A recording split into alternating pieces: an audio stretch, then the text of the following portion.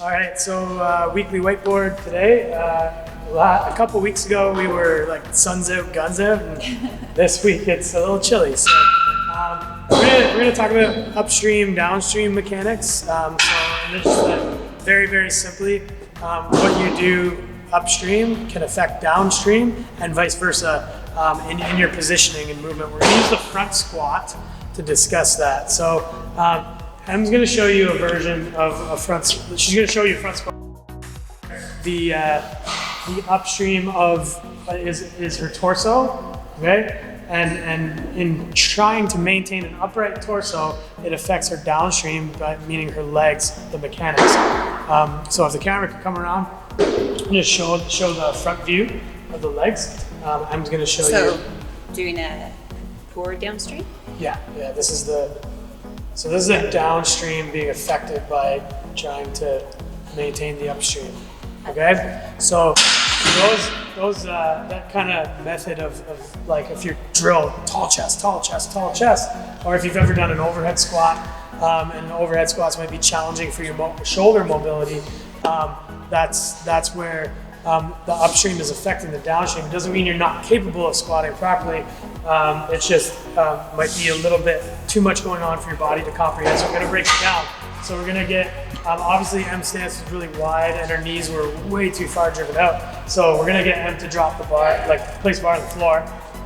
We're going to get her to get into a squat stance. We're just going to do a basic air squat and not worry about the chest just yet. We're going to focus on those downstream mechanics.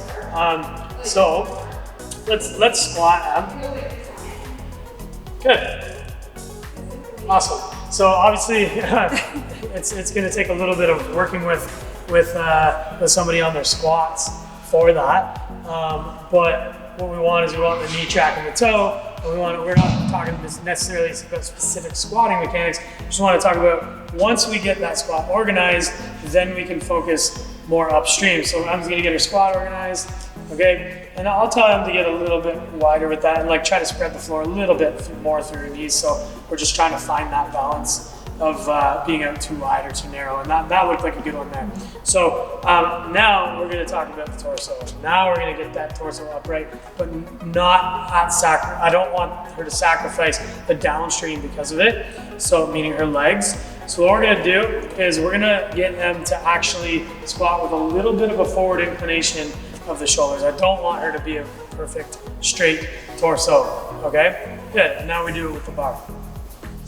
Okay, because the main thing is that from the shoulder to the hip, we're a nice straight line. If that straight line wants to deviate a little bit, that's okay. We still have some strength as long as we can maintain, and we're exaggerating a little bit here. So as long as we can maintain the tall elbows, okay, and we can maintain the integrity of the spine stability, and then make sure that the knees are tracking the toes, okay? And the weight distribution is sound between the balls of the feet and the heel, okay?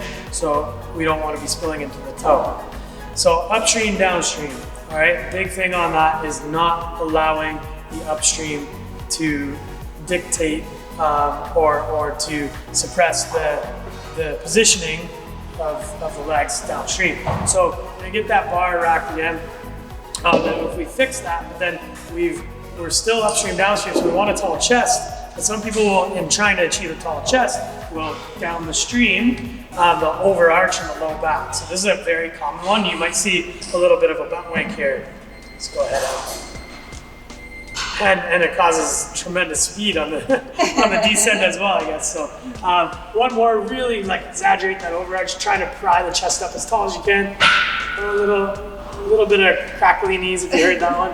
Okay, so in this one, all I'm gonna do is get them to like gut check, tight abs. I'm not actually gonna, but gut check, tight abs. Yeah, and then we kind of fix that arch. It's obviously not gonna be that easy with most people, but another upstream, downstream example is pressing overhead with tight shoulders. Okay, so we often see it, it's an overarching again. So I'm just gonna bring the bar up to the shoulders. She's gonna press. Okay, and she has a very tight core here. that we saw in mechanics the whole stream, okay? Now, upstream affecting downstream is when we overarch to gain that positioning overhead, okay? So she kind of, let's try to stay overarched the whole time. You kind of see athletes do the staying overarched the whole way, yeah. So what's going on there is just a loss of focus on the core. So we want the athlete to be a lot more engaged, a lot more focused on keeping that core nice and tight, and we can just call it a gut check.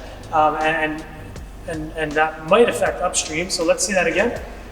So, yeah. So like nice good gut check, squeeze the butt, squeeze the abs, press the bar overhead. And he's got good shoulder mobility, so that's not necessarily going to affect the upstream. What you're going to see with most people who need to overarch is that bar is not going to come up straight. It's going to get pushed out in front when they try to keep the abs tight. So bar is going to get pushed out in front. It's never going to end up overhead though. So just push it out in front. Yes. So this is what you're going to see when the athlete tries to keep their abs tight. Okay. So when you're trying that, you're really going to have to encourage yourself to tight abs, keep the abs tight, but then drive the head through and pressing against the abs. So I want you to push out in front of you, just like you did there. Have that kind of that miss rep, but keep your abs tight when you do it. So let's push out in front, just like you did. Okay, and now stop and pause, and we're gonna fight to open up that angle by driving the head through the arms, right? Okay, and getting that nice good mechanics down the whole stream. All right, so there's a couple examples: front squats, presses. You put the bar down. Front squats, presses. Upstream, downstream is very important to think about because you want to triage it's how you triage your flaws in your positioning.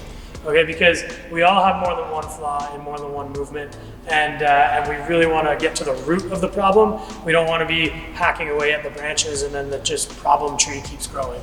Okay, so make sure you get to the root of the problem by focusing on kind of what's affecting what. Is it upstream, is it downstream? And then you can address it, and then it's an easy fix from there.